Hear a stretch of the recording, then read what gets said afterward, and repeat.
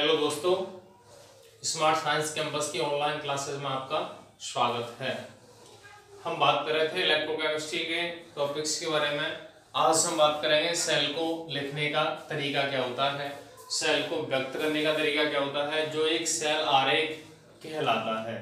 तो ऐसे आ जाए किसी भी सेल के लिए कि सेल आरेख दीजिए, तो यहाँ अपन देखेंगे सेल आरेख कैसे व्यक्त अपन करते हैं। अब अपन ये कहते हैं कि जो गैल्वेनी सेल है, जो गैल्वेनी सेल होता है उसमें दो इलेक्ट्रोड होते हैं। एक इलेक्ट्रोड जो होता है उससे अपन क्या कहते हैं, एनोड, और एक इलेक्ट्रोड को क्या कहते हैं, कैथोड।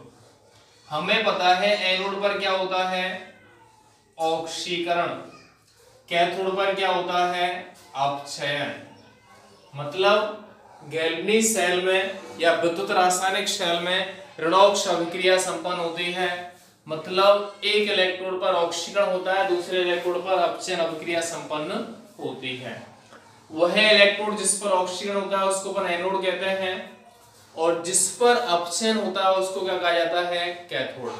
सेल जब अपन लिखते हैं, सेल अपन जब बनाते हैं, संरचना लिखते हैं, तो उसमें एनोड बाईं ओर उपस्थित होता है, जबकि जो कैथोड है वह दाईं ओर उपस्थित होता है।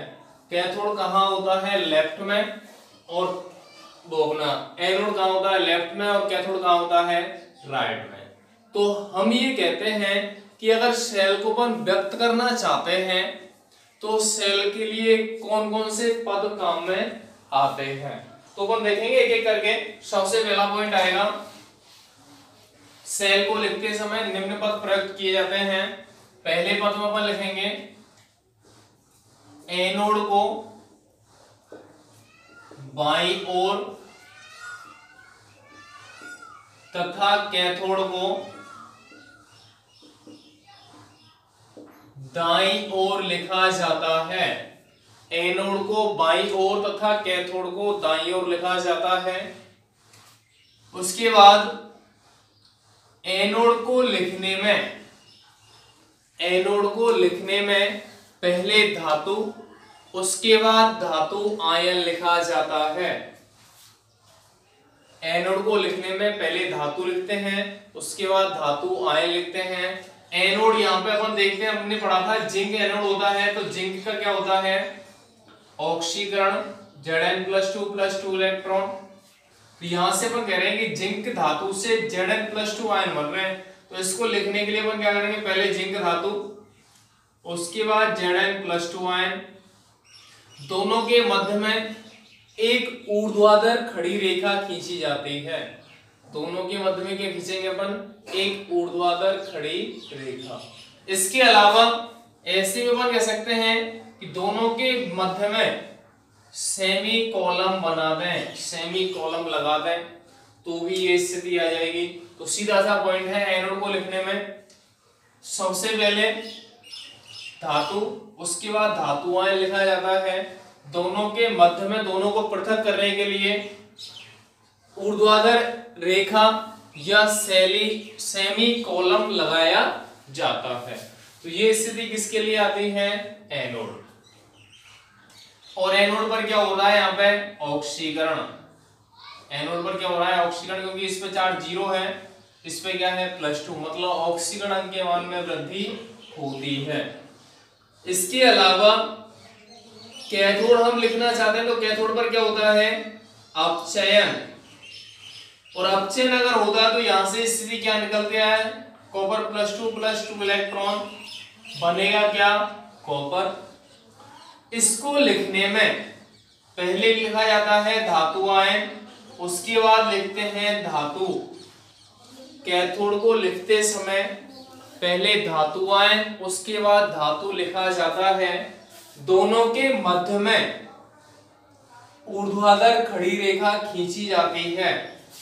इसके अलावा ऐसे भी शो कर सकते हैं पर इसको, कॉपर +2 सेमीकोलन कॉपर, मतलब सीधा सा है, एनोड को लेफ्ट में लिखेंगे, कैथोड को दाईं ओर लिखेंगे, राइट में।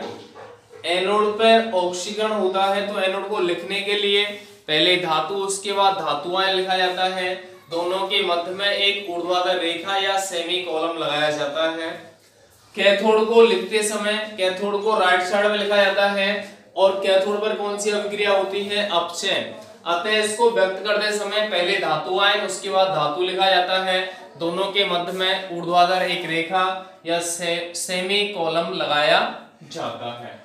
आगे अपन बात करेंगे कि ये तीनों पॉइंट अपने क्लियर हैं। अब अपन ये करें कि जब दोनों इलेक्ट्रोड को एनोड और कैथोड को अपन साथ में व्यक्त करें तो आगे अपन क्या करेंगे, दोनों इलेक्ट्रोड को पृथक करने के लिए या संयुक्त करने के लिए क्या करेंगे अपन, Zn/Zn+2 कॉपर+2 कॉपर। ये क्या है, एनोड, और ये क्या है, कैथोड। दोनों को हम संयुक्त करना चाहते हैं, जोड़ना चाहते हैं, तो दोनों को जोड़ने के लिए संरचना में क्या होता है, लवण सेतु। लवण सेतु होता है और लवण सेतु क्या करता है, दोनों ही पात्रों को अटैच करता है। तो इनको अपन संयुक्त करने के लिए दोनों के मध्य में दो ऊर्ध्वाधर रेखाएं खींची जाती हैं।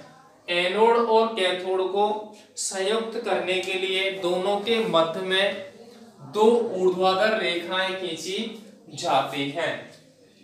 इसके अतिरिक्त इसको अपन ऐसे भी लिख सकते हैं, Zn/जिंक सल्फेट पूरा बिलियन है, डबल/ ये किस में उपस्थित होता है, कॉपर सल्फेट में, CuSO4/कॉपर। तो ये तो हो गया एनोड और ये क्या हो गया, कैथोड। इसके अतिरिक्त यहां जो विलयन की सांद्रता है उसको भी यहां पे व्यक्त किया जाता है। व्यक्त करेंगे तो यहाँ क्या होता है, कोष्ठक में लिखी जाती है।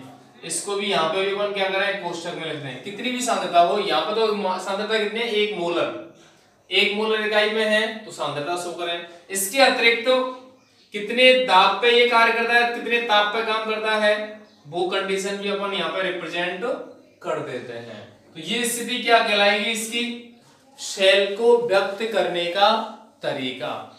दोबारा से बता रहा हूं मैं, किसी गैल्वेनिक सेल को लिखते समय निम्न बातें आवश्यक रूप से या निम्न पद प्रयुक्त होते हैं, क्योंकि सेल में ऑक्सीकरण और अपचयन दोनों अभिक्रियाएं संपन्न होती हैं। एनोड पर ऑक्सीकरण होता है तथा कैथोड पर अपचयन होता है। तो सबसे पहला पॉइंट आता है, एनोड को बाईं ओर तथा कैथोड को दाईं ओर लिखते हैं। एनोड को लिखते समय पहले धातु उसके बाद धातु आयन लिखा जाता है, जबकि कैथोड को लिखते समय पहले धातु आयन उसके बाद धातु लिखा जाता है। इसके बाद एनोड तथा कैथोड को लिखते समय धातु और धातु आयन के मध्य में एक ऊर्ध्वाधर रेखा खींची जाती है। इसके बाद अपना पॉइंट आता है, एनोड और कैथोड दोनों को पृथक करने के लिए या संयुक्त करने के लिए लवण सेतु की आवश्यकता होती है। तो लवण सेतु के स्थान पर दो ऊर्ध्वाधर रेखाएं खींची जाती हैं। इसके अतिरिक्त जिस विलयन में ये उपस्थित होते हैं उस विलयन की सांद्रता को भी कोष्ठक में व्यक्त किया जाता है। तो इस प्रकार से किसी भी सेल को अपन प्रदर्शित कर सकते हैं। सेल को किसी को भी प्रदर्शित कर सकते हैं। माना कि अपन को रिएक्शन दे दें, कोई भी रिएक्शन दे रखी है, निकेल +2Ag, यहां से बन रहा है निकेल +2 और प्लस में 2Ag। निकेल से क्या बन रहा है, निकेल +2Ag क्रिया कर रहे हैं तो क्या बन रहा है, निकेल +2 +2Ag। अब यहां से अपन कह रहे हैं निकेल से निकेल +2 क्या कहला रहा है, ऑक्सीकरण। ऑक्सीकरण है। Ag+ से Ag में क्या हो रहा है, अपचयन।